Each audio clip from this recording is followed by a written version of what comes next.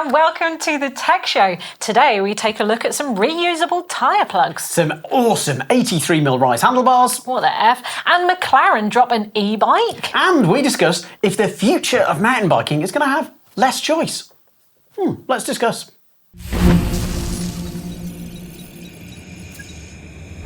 So, brands are going to offer less models and less choice to you MTBers. Discuss, Owen.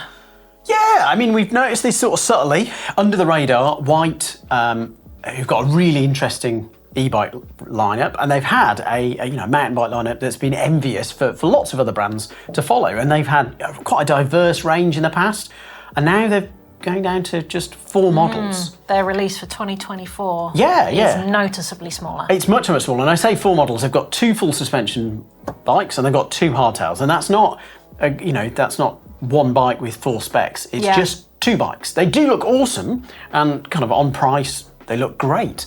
And you look at that range, which is now 4 bikes. There are, to be fair, there's 4 models of e-bikes plus some different specs. So there's a lot more e-bikes from White, which maybe is a trend in itself. But we look at sort of Santa Cruz, and you've got, admittedly, including some of their e-bikes and some of their gravel and flat bar gravels, but they've got 16 models. It's like a huge range. They're the other end of the spectrum, aren't they? They are. And you look at kind of what breaks up the range in terms of, one bike from another bike, and we're talking real minutiae. You've got different models where it's only 10mm difference in travel. Or sometimes it's mixed wheel size is the difference as well, but essentially there's a lot of overlap.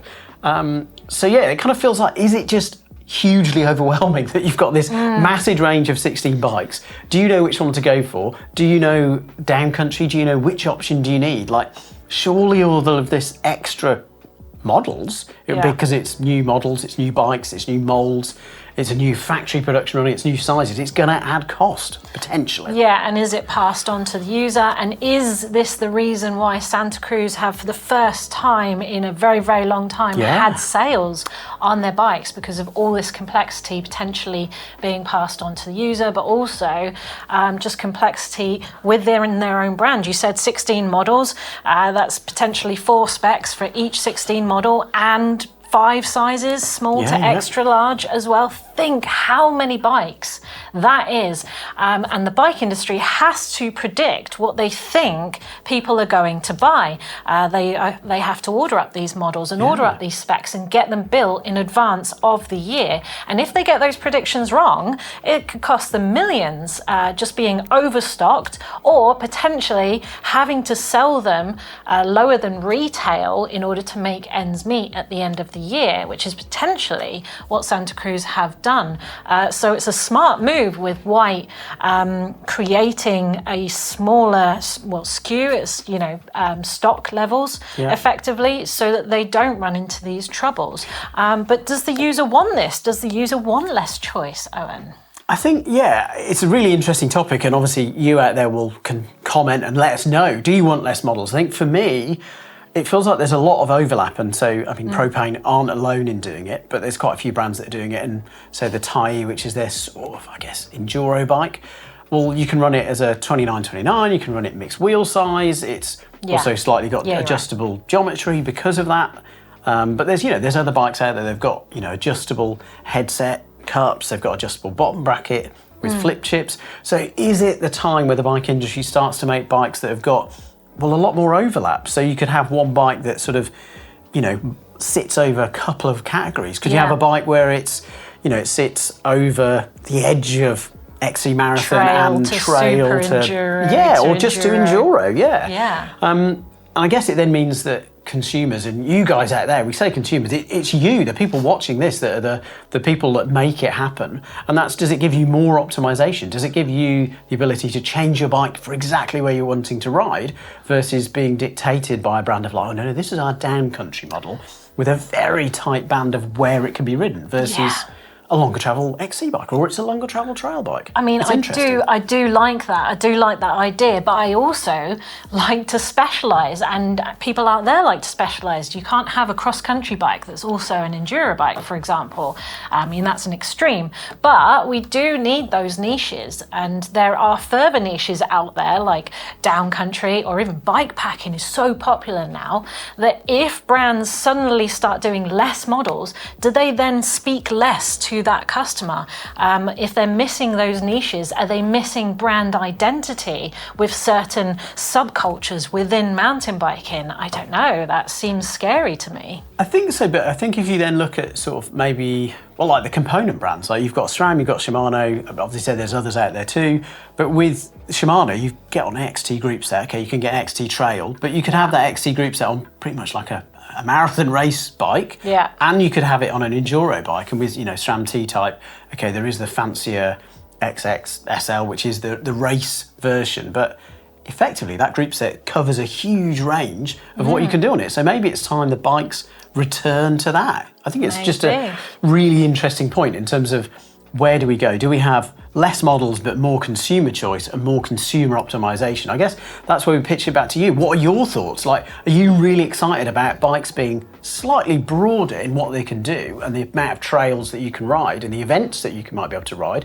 Or do you want ultimate optimization? Do you want loads of niches and millions of bikes? I mean, how are you going to fill your garage if you've got so many? But let us know in the comments below. It's super important. Owen, it's the moment we've all been waiting for. McLaren have released an e-bike, and apparently it's the most powerful trail legal bike on the planet. Anyway, check this out. It's called the Extreme model, which is the full suspension model. And check out that one-piece stem bar LCD dashboard light combo. I mean, that's a mechanic's dream, is it not, Owen? Yeah, it's beautiful. Okay, anyway, it is a mixed wheel size with 145mm of rear travel, 160 up front. It is fully carbon, as you would expect from McLaren. We don't know much about the motor or the battery details. Apparently this is trivial information, but the web does say it's a 550 watt or potentially 600 watts in the US, because they can take a bit more power, with 121 Newton meters of torque. I mean, that's really specific, and what the F, that definitely is wheelies for days, isn't it? No, I mean, true. It looks wild. But I think just, interesting. Yeah.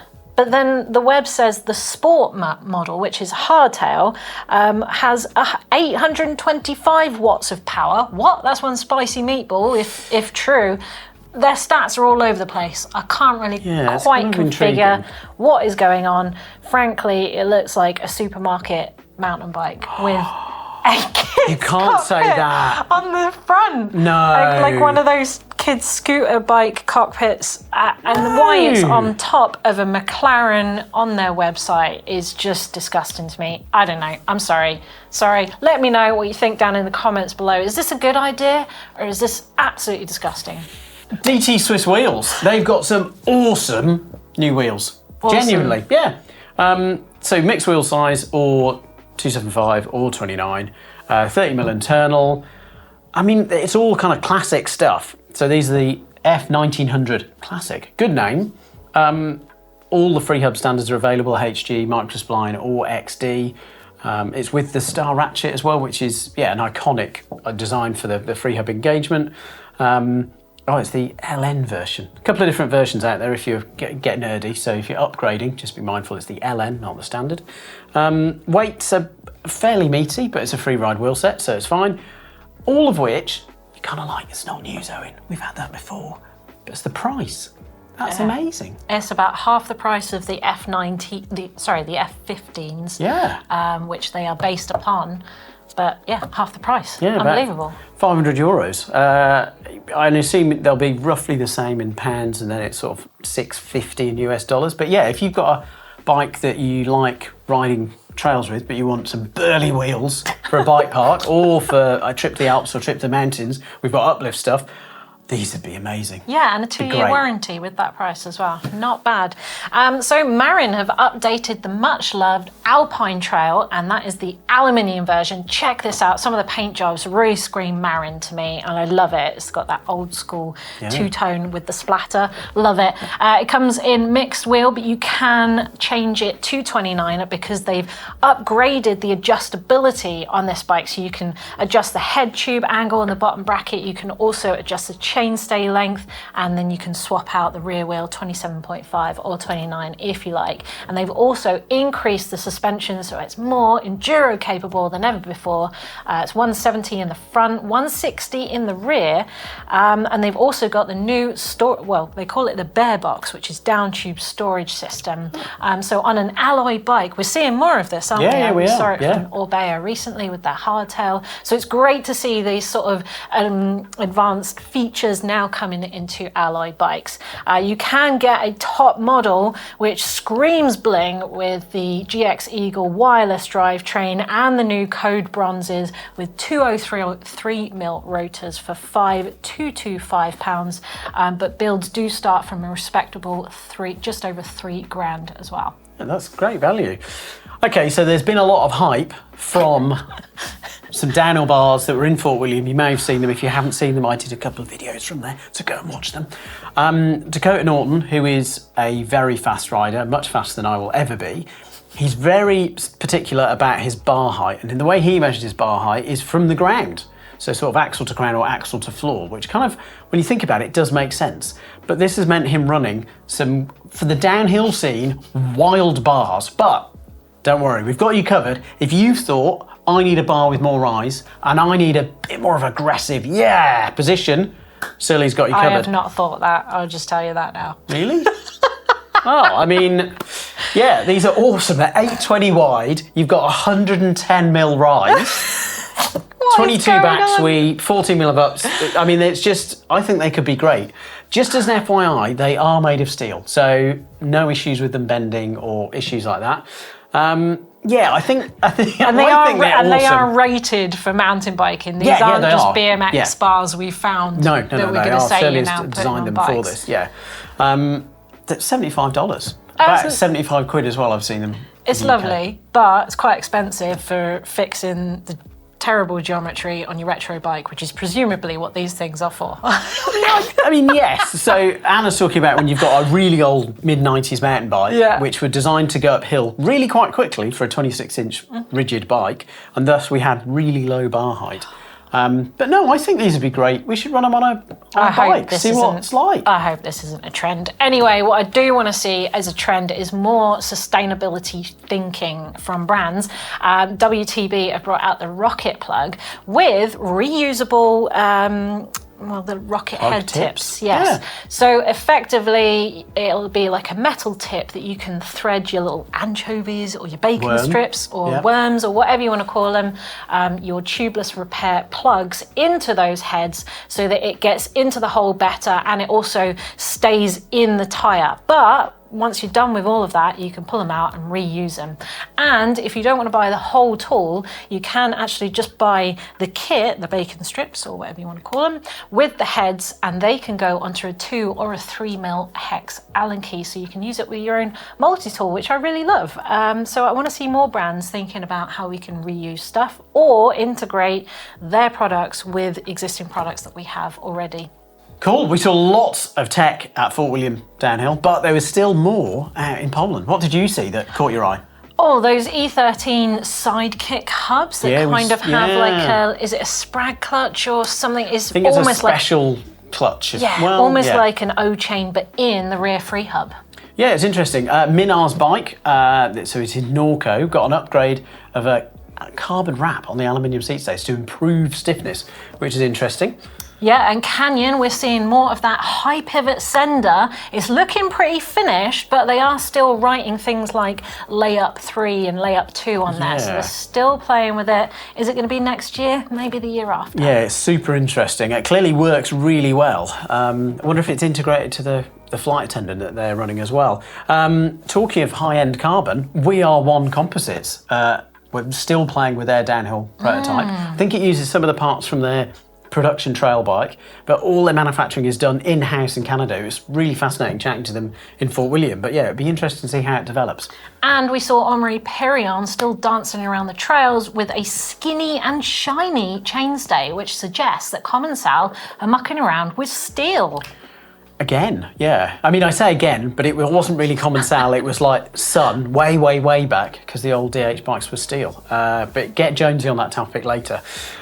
I think it was also interesting that both Santa Cruz Giant and a couple of other Shimano teams weren't running the Saint DH group set in a 7-speed, they're running it in 10-speed. Right, is this something Shimano are working on, or are they just experimenting? Or is the Saint just a classic? Comments below, let us know. Both.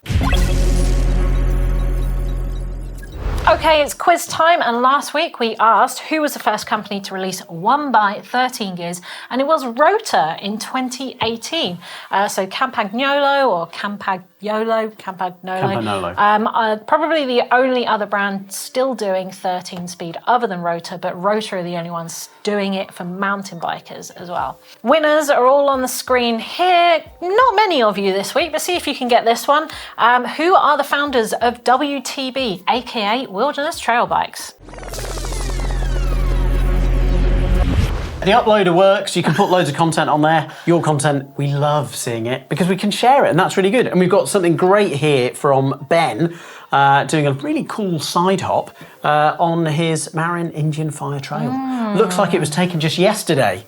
It was taken 1997. I mean, I was, just a winking. Anyway, really cool. He was inspired by Martin Ashton and Martin Hawes and Chain Spotting, and he loved that bike. I think this loops back. Early mountain bikes did it all. It was great. I know. Bring back more bikes that can do more things. We've had a new Marin trail, and now we've got an old trail. And just to sort of really hit home with this Indian Fire Trail, because I think it's quite a favourite of our viewers, I've got one here from Jay Lee, who's creating a bit of a gravel cruiser looking bike with his old Indian Fire Trail frame. And also Bob from Clarksburg, Maryland, has sent us in his Marin Fire Trail, Indian Fire Trail, which he originally bought in 1993. He's upgrading it to 1x12, and he's still riding it hard as a 63-year-old, he says. And he's obviously shredding off-road with his Jeep as well. So yeah, props awesome to you. Stuff. That's a retirement I want.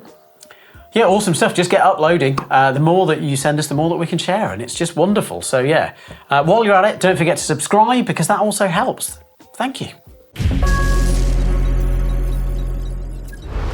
Comments from you lovely people, starting off with Feedback Zaloop, one of our regulars. He said, things are definitely moving in favour of gearboxes and mid-drive e-bikes with integrated gearbox units, especially on the gravity scene, but the derailleur will never die for XC though. This was last week, we were talking about the future of drivetrains. Yeah.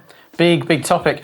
Gogo Vich has said, I'll go with whatever makes my bike more silent. When I recommend, I mean, your bike will be more silent, single speed, but your knees might not be. I've got a comment here who's from Craig Moran, who said, I was in Casus. Thank you. Taylor Vernon was on his zeroed belt drive. To say it was silent is an understatement. I'm all for belt drive, less maintenance, cleaner look, and more extremely quiet. Yeah, I saw Taylor on that same bike at Bike Park Wales, and it was just, you couldn't hear it. It was incredible. That when Rich was riding the Gamex that time, I mean, that impressive. was super silent. So, another Ansel comment here. I think drivetrain choices and adoption is mainly a question of trade-offs. At the moment, derailleurs are the best in terms of the compromise between cost, variability, number of and ratio of gears, and maintainability. I think that is the biggie, isn't it? Yeah. Whilst they've developed, and okay, you can get very spendy. I'm looking at you, SRAM and T-Type. You can get really good value, like the Shimano Q's stuff is really good. It's 1x10. Is that all you need? Well, I've got, we were talking about Hammerschmidt, some old tech, and 17 Mad Racky says, I loved my Norco Shore with Hammerschmidt. It was so fast and made you always ready for a quick climb or ladder bridge, and then again for downhill section. Nothing is as fast to change ratio quickly that I know of. Bring it back, he says. Or try the classified. Very, very quick too. Maybe Good point. Maybe it needs to come back. Anyway, back to our channel in the modern day. What are we looking forward to, Owen, this week? We have got 10 pre-ride mountain bike checks, which is a good one. You should do that. Good. And from you, we have how to make your bike more downhill capable. Yeah, I mean, it's trail bikes. We're not going to send you down double black runs, but yeah, some good tips. Are we I not? think. Are you not going to? No. Oh. No, it's a trail bike. Okay. Stick to what's listed on it. Wow. Don't go wild. All right. Well, thank you for joining us this week. And if you want to join the debate on whether you want more choice from model choices from brands, or if you want less choice from brands, then let us know down in the comments below.